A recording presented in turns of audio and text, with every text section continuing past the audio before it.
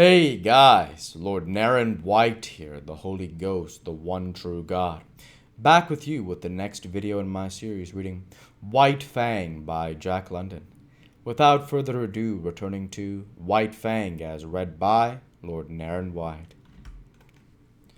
During the early summer, in the last days of the famine, he met Lip Lip, who had likewise taken to the woods, where he had eked out a miserable existence. White Fang came upon him unexpectedly. Trotting in opposite directions along the base of a high bluff, they rounded a corner of rock and found themselves face to face. They paused with an instant alarm and looked at each other suspiciously. White Fang was in splendid condition. His hunting had been good, and for a week he had eaten his fill. He was even gorged from his latest kill. But in the moment he looked at Lip Lip, his hair rose on end all along his back. It was an involuntary bristling on his part. The physical state that in the past had always accompanied the mental state produced in him by Lip Lip's bullying and persecution. As in the past he had bristled and snarled at the sight of Lip Lip, so now and automatically he bristled and snarled. He did not waste any time. The thing was done thoroughly and with despatch. Lip Lip essayed to back away, but White Fang struck him hard, shoulder to shoulder. Lip Lip was overthrown and rolled upon his back. White Fang's teeth drove into the scrawny throat. There was a death struggle, during which White Fang walked around stiff-legged and observant. Then he resumed his course and trotted on along the base of the bluff. One day, not long after, he came to the edge of the forest where a narrow stretch of open land sloped down to the Mackenzie.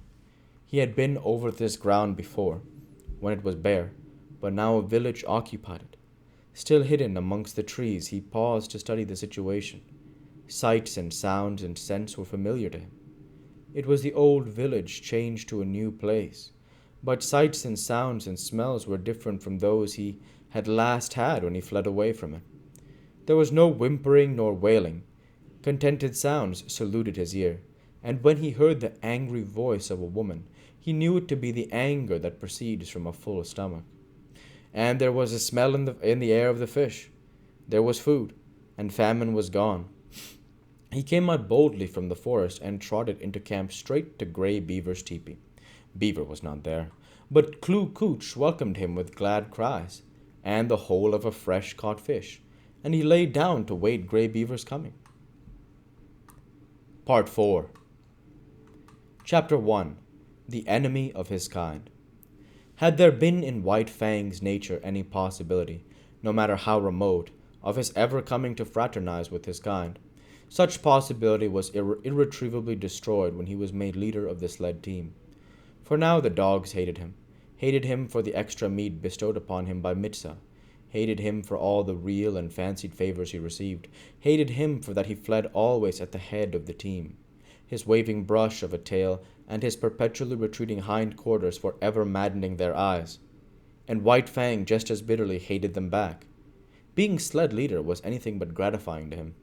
To be compelled to run away before the yelling pack, every dog of which for 3 years he had thrashed and mastered, was almost more than he could endure.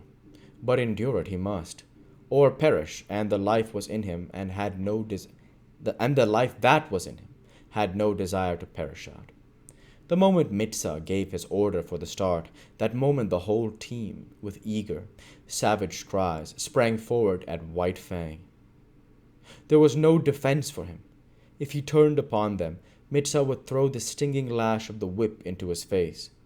Only remained to him to run away. He could not encounter that howling horde with his tail and hind quarters. They were scarcely fit weapons with which to meet the many merciless fangs. So run away he did, violating his own nature and pride with every leap he made and leaping all day long. One cannot violate the promptings of one's nature without having that nature recoil upon itself. Such a recoil is like that of a hair made to grow out from the body, turning unnaturally upon the direction of its growth and growing into the body, a rankling, festering thing of hurt. And so with White Fang, every urge of his being impelled him to spring upon the pack that cried at his heels. But it was the will of the gods that this should not be, and behind the will to enforce it, it was the whip of caribou gut with its biting 30-foot lash. So White Fang could only eat his heart in bitterness and develop a hatred and malice commensurate with the ferocity and indomitability of his nature. If ever a creature was the enemy of its kind, White Fang was that creature. He asked no quarter, gave none.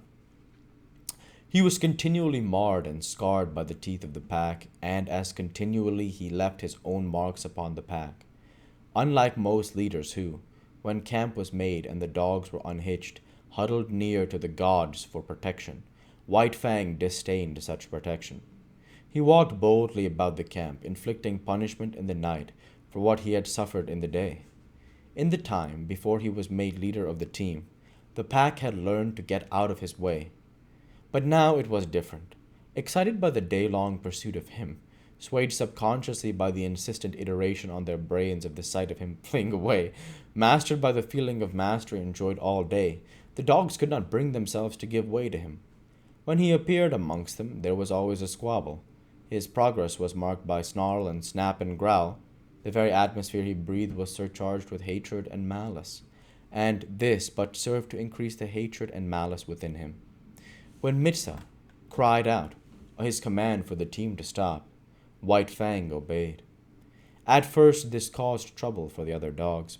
All of them would spring upon the hated leader, only to find the tables turned. Behind him would be Mitsa, the great whip singing in his hand. So the dogs came to understand that when the team stopped by order, White Fang was to be let alone. But when White Fang stopped without orders, then it was allowed them to spring upon him and destroy him if they could. After several experiences, White Fang never stopped without orders. He learned quickly. It was in the nature of things that he must learn quickly if he were to survive the unusually severe conditions under which life was vouchsafed him.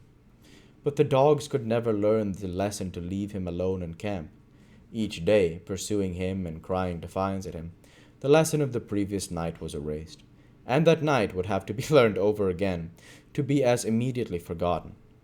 Besides, there was a greater consistency in their dislike of him. They sensed between themselves and him a difference of kind, cause sufficient in itself for hostility. Like him, they were domesticated wolves, but they had been domesticated for generations. Much of the wild had been lost, so that to them the wild was the unknown, the terrible, the ever menacing and ever warring. But to him, in appearance and action and impulse, still clung the wild. He symbolized it, was its personification, so that when they showed their teeth to him, they were defending themselves against the powers of destruction that lurked in the shadows of the forest and in the dark beyond the campfire. But there was one lesson the dogs did learn, and that was to keep together. White Fang was too terrible for any of them to face single-handed. They met him with the mass formation. Otherwise, he would have killed them, one by one in a night. As it was, he never had a chance to kill them. He might roll a dog off its feet, but the pack would be upon him before he could follow up and deliver the deadly throat stroke. At the first hint of conflict, the whole team drew together and faced him. The dogs had quarrels among themselves, but these were forgotten when trouble was brewing with White Fang. On the other hand, try as they would, they could not kill White Fang. He was too quick for them, too formidable, too wise. He avoided tight places and always backed out of it when they bade fair to surround him. While, as for getting him off his feet, there was no dog among them capable of doing the trick. His feet clung to the earth with the same tenacity that he clung to life. For that matter, life and footing were synonymous in this unending warfare with the pack, and none knew it better than White Fang. So he became the enemy of his kind. Domesticated wolves that they were, softened by the fires of man, weakened in the sheltering shadow of man's strength. White Fang was bitter and implacable. The clay of him was so molded. He declared a vendetta against all dogs, and so terribly did he live this vendetta that Grey Beaver, fierce savage himself, could not but marvel at White Fang's ferocity. Never, he swore, had there been like of this animal, and the Indians in strange villages swore likewise when they considered the tale of his killings amongst their dogs. And we'll go ahead and stop there for this week. As usual, I want to say thank you for watching and I hope you enjoyed. Please like, comment, and subscribe as it greatly helps the channel. Light be with you all. Take care and thanks again.